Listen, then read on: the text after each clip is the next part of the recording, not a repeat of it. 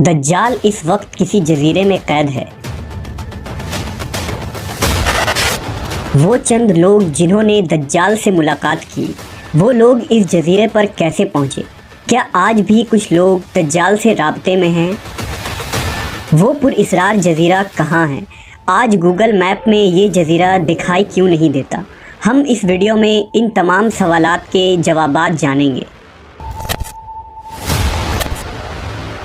दज्जाल वो फितना है जिसके मुताल्लिक हज़रत आदम अलैहिस्सलाम से हज़रत मोहम्मद सल्लल्लाहु अलैहि वसल्लम तक तमाम पैगंबरों ने अपने अपने उम्मतों को आगाह किया। ये क़यामत तक का सबसे बदतरीन फितना करार दिया गया है। दज्जाल शैतानी क़ुव्वतों का हामिल होगा, दुनियावी ताकतों से मालामाल होगा और उनके ज़रिया दुनिया में तबाही मुसल्लत कर देगा। दज्जाल इस वक्त कहाँ है और किस हालत में है? इसके मुताल्लिक एक अजीबो गरीब रिवायत अहदीस के किताबों में ज़िक्र हुआ है। लिहाजा हज़रत फ़ातिमा बिनते कैस से रिवायत है कि एक दफ़ा रसूलुल्लाह सल्लल्लाहु अलैहि वसल्लम नमाज के बाद मिंबर पर तशरीफ़ लाए और फरमाया कि तमीमदारी पहले नसरानी आदमी थे, वो आए और मुसलमान हो गए और मुझसे एक किस्सा बयान किया है जिससे तुमको मेरे उस बयान की तस्दीक हो जाएगी जो मैंने कभी दज्जाल के मुताल्लिक तुम्हारे सामने जिक्र किया था। तमीमदारी ने बताया कि वो एक बड़ी कश्ती पर सवार हुए जिस पर समुंदर में सफ़र किया जाता है और उनके साथ कबीला लखम और जज़्ज़ाम के 30 आदमी और थे। समुंदर का तूफ़ान 1 माह तक उनका तमाशा बनाता रहा। आखिरकार समुद्री सफ़र के दौरान मगरिब के जानिब एक जजीरे पर उनकी नज़र पड़ी जिसको देखकर वो बहुत मसरूर हुए और छोटी कश्तियों में बैठकर उस जजीरे पर उतर गए। जब वो उस जजीरे पर गए तो उन्हें जानवर की शक्ल का एक चीज़ नज़र आया जिसके सारे जिस्म पर बाल ही बाल थे। लोगों ने उससे कहा, कमबख्त तू क्या बला है? वो बोला, मैं दज्जाल का जस्सासा यानी जासूस हूँ। उस गिरजे में चलो, वहाँ एक शख्स है जिसको तुम्हारा बड़ा इंतज़ार है। हम लपक कर उस गिरजे में पहुँचे तो हमने एक बड़ा कवि हैकल शख्स देखा कि उससे कबल हमने वैसा कोई शख्स नहीं देखा था। उसके हाथ गर्दन से मिलाकर और उसके पैर घुटनों से लेकर टखनों तक लोहे की जंजीरों से निहायत ही मजबूती से जकड़े हुए थे। हमने उससे कहा, तेरा नास हो, तू कौन है? वो बोला, तुमको मेरा पता लग ही गया, अब तुम बताओ तुम कौन लोग हो? उन्होंने कहा, हम अरब के बाशिंदे हैं। हम एक बड़ी कश्ती में सफ़र कर रहे थे। समुंदर में तूफ़ान आया और 1 माह तक रहा। इसके बाद हम इस जजीरे में आ गए। उसने कहा, मुझे ये बता कि बैसान के खजूरों में फल आता है या नहीं? हमने कहा, हाँ आता है। उसने कहा, वो वक्त करीब है जब उसमें फल न आएंगे। फिर उसने पूछा, अच्छा बहर तिब्रिया के मुताल्लिक बताओ, उसमें पानी है या नहीं? हमने कहा, बहुत है। उसने कहा, वो ज़माना करीब है जबकि उसमें पानी ना रहेगा। फिर उसने पूछा, ज़गर के चश्मे के मुताल्लिक बताओ, उसमें पानी है या नहीं? और क्या उस बस्ती वाले उसके पानी से खेतों को सैराब करते हैं? हमने कहा, उसमें बहुत पानी है और लोग उसके पानी से खेतों को सैराब करते हैं। फिर उसने कहा, अच्छा नबी उम्मी का कुछ हाल सुना? हमने कहा, वो मक्का से हिजरत करके मदीना तशरीफ़ ले गए हैं। उसने पूछा, क्या अरब के लोगों ने उसके साथ जंग की है? हमने कहा, हाँ। उसने पूछा, अच्छा फिर क्या नतीजा रहा? हमने बताया कि वो अपने गिरदोनवाह पर गालिब आ चुके हैं और लोग उनकी इताअत कबूल कर चुके हैं। उसने कहा, सुन लो कि अरबों के हक़ में यही बेहतर था कि वो उनकी इताअत कर लें। और अब मैं तुमको अपने मुताल्लिक बताता हूँ। मैं मसीह दज्जाल हूँ और वो वक्त करीब है जबकि मुझको यहाँ से बाहर निकलने की इजाज़त मिल जाएगी। मैं बाहर निकलकर तमाम ज़मीन पर घूमूंगा।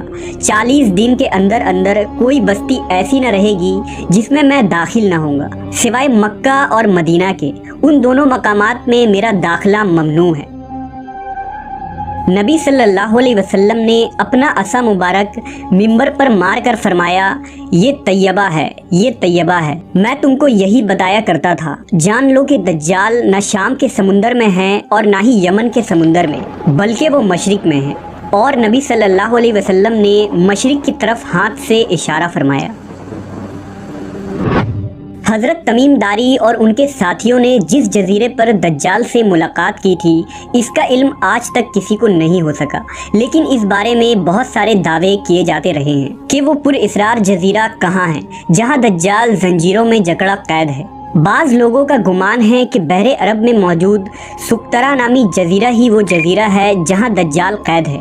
یہ جزیرہ نہایت ہی عجیب و غریب مقام ہے۔ جزیرہ سقطرہ ملک یمن کا حصہ ہے اور ساحل سے 400 کلومیٹر کے فاصلے پر موجود ہے۔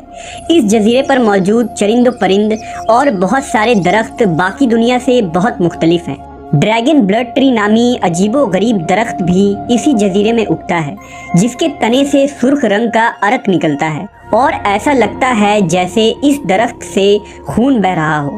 اس کے علاوہ بھی اس جزیرے میں حیران کر دینے والے 700 اقسام کے درخت اور مخلوقات پائے جاتے ہیں۔ اس جزیرے پر ایک پہاڑ بھی موجود ہے جہاں ایک مشہور غار الحوق ہے جو 3 کلومیٹر طویل ہے۔ اتنا بڑا غار پورے مشرق وسطیٰ میں کہیں موجود نہیں ہے۔ جیسا کہ حدیث میں ذکر ہے کہ دجال کا ظہور مشرق سے ہوگا اور ایسی جگہ پر ہوگا جہاں سے وہ مشرق وسطیٰ کو متاثر کر سکے گا، لہذا ان تمام نشانیوں کی وجہ سے لوگ اس جزیرے کو دجال کا جزیرہ قرار دیتے ہیں۔ جبکہ کچھ لوگ بحر اوقیانوس یعنی اٹلانٹک اوشن میں موجود برمودا ٹرائنگل کو ہی دجال کا جزیرہ قرار دیتے ہیں۔ یہ وہ علاقہ ہے جہاں کمپس کام کرنا بند کر دیتے ہیں، وہاں جانے والے جہاز اور کشتیاں بھی واپس نہیں آتے اور یہاں بہت سارے حادثات رونما ہو چکے ہیں۔ برمودا ٹرائنگل میں پیرانارمل یعنی جنوں اور بھوتوں سے متعلق واقعات پیش آتے رہتے ہیں۔ اس علاقے میں اکثر سمندری طوفان آتے ہیں اور اونچی اونچی سمندری لہریں چلتی ہیں۔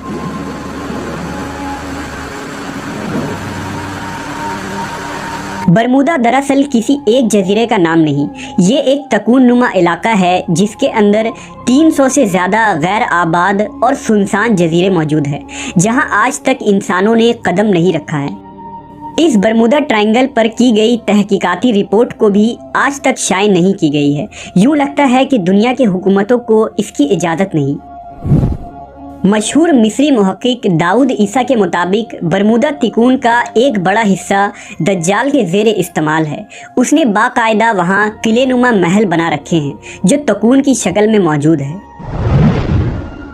تاریخ میں دجال کے جزیرے کے متعلق ایک مشہور دعویٰ عثمانی امیر البحر اور جغرافیہ داں پیری رئیس کا ہے، جس نے خلافت عثمانیہ کے دور میں دنیا کا ایک نقشہ تیار کیا تھا۔ اس نقشے کو اگر ہم دیکھیں تو اس میں ایک پر اسرار مقام کی نشاندہی کی گئی ہے جہاں اس نے ایک عجیب مخلوق کی تصویر بھی دکھائی ہے جو آدھا انسان اور آدھے جانور کی طرح نظر آتا ہے، جسے لوگوں نے دجال قرار دیا ہے۔ ترکی کے ایک مشہور مصنف قرسان برکان نے اپنی ایک کتاب میں لکھا ہے کہ دجال ایک جزیرے میں قید ہے جہاں سے وہ اپنے پیروکار یعنی امریکہ اور اسرائیل کو ہدایت دیتا ہے، اور امریکہ اور یہودیوں کی بحری جہازیں اس جزیرے تک جاتی ہیں جہاں وہ اس گرجے میں دجال سے ملاقات کرتے ہیں اور انہیں بتایا جاتا ہے کہ آگے کیا کرنا ہے، لیکن یہ معلومات اتنی خفیہ ہوتی ہے کہ آج تک کوئی بھی یہ نہیں جان پایا کہ یہ جزیرہ کہاں موجود ہے۔ برکان نے لکھا کہ وہ جزیرہ برمودا تکون میں ہی ہے، کیونکہ برمودا ٹرائنگل میں ایک ایسا جزیرہ موجود ہے جہاں ایک بڑا گرجا پایا جاتا ہے اور جہاں کسی کو بھی جانے کی اجازت نہیں ہے، اور اگر کوئی وہاں داخل ہونا چاہے تو وہ وہاں سے واپس نہیں آ سکتا۔ یہ جزیرہ کوئی عام جزیرہ نہیں، یہی وجہ ہے کہ گوگل میپ میں اس جزیرے کی لوکیشن نہیں ملتی ہے۔ نیز کئی لوگوں نے یہ دیکھنے کا دعویٰ بھی کیا ہے کہ اس جزیرے میں امریکی بحری بیڑے داخل ہوتے ہیں۔ عیسیٰ داؤد نے اپنی کتاب میں لکھا ہے کہ دجال زمانہ قدیم سے بحر الکاہل کے ان غیر آباد اور ویران جزیروں میں رہتا تھا، اور حضور صلی اللہ علیہ وسلم کے وصال تک وہ بیڑیوں میں جکڑا ہوا تھا، مگر آپ صلی اللہ علیہ وسلم کے وفات کے بعد اس کی بیڑیاں ٹوٹ گئیں اور وہ آزاد ہو گیا، مگر اسے خروج کی اجازت نہیں، لہٰذا اب وہ برمودا ٹرائنگل کے قریب ویران جزیروں میں رہتا ہے اور وہاں سے اپنی دجالی قوتوں اور پیروکاروں کے ذریعہ خروج کی تیاریاں کر رہا ہے۔ یہ جزیرہ بنیادی طور پر دجال کا ہیڈ کوارٹر ہے جہاں سے وہ تمام تدابیر کرتا ہے اور شر پھیلاتا ہے۔ اب ان جزیروں میں دجال کا جزیرہ کون سا ہے اس کا صحیح علم صرف اللہ تبارک و تعالیٰ کو ہی ہے، اور اپنے مقررہ وقت پر اللہ کے حکم سے دجال ان جزیروں سے نکل کر انسانی آبادی کی طرف آ جائے گا، جو ہمارے لیے ایک آزمائش اور فتنہ ثابت ہوگی، جس فتنے سے بچنے کے لیے نبی آخر الزماں حضرت محمد صلی اللہ علیہ وسلم نے ہمیں راہ دکھایا ہے۔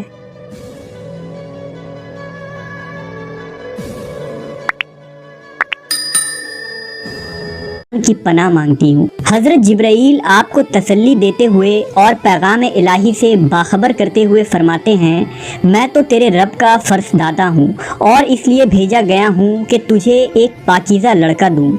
कुंवारी मरियम हैरान होकर फरमाती हैं, मेरे यहाँ लड़का कैसे होगा जबकि मुझे किसी आदमी ने छुआ तक नहीं और ना मैं कोई बदकार औरत हूँ।